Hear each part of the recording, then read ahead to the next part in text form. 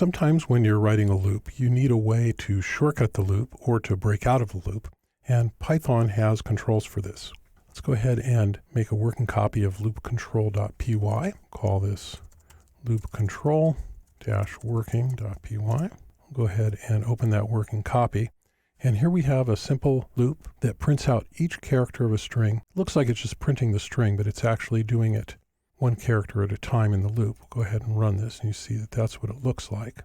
And let's say that we wanted to skip all of the letter S's. We could simply say if C equals S and continue. And what continue does is it shortcuts the loop. It just goes back to the beginning and gets the next iteration without doing whatever comes after it. If we save this and run, we see that we skip all the S's. On the other hand, maybe we want to end at the first S. Maybe we're just looking for the first S. So we can use break, and break jumps out of the loop entirely. We save this and run it. That terminates the loop. Just prints the first three characters, and when it gets to that first S, it stops entirely. So that's break and continue.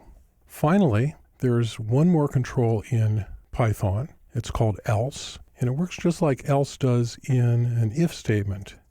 I say else here and print else. We'll get rid of this break. And what this does is this gets run whenever this condition becomes completely false. In other words, when the iterator is out of stuff to iterate, then else gets used. So if I save this and run it, you see that it prints the entire string and then it prints else. And else also works in a while loop. Actually, all of these controls also work in a while loop. I'm just going to show you this one. I'm going to do this as a while loop here. We'll say I equals 0, and while I is less than the length of S. We don't have the C here anymore. We can say S sub I, and then we'll need to increment. All right, here we go. So let's save this and run it, and we see that does exactly the same thing.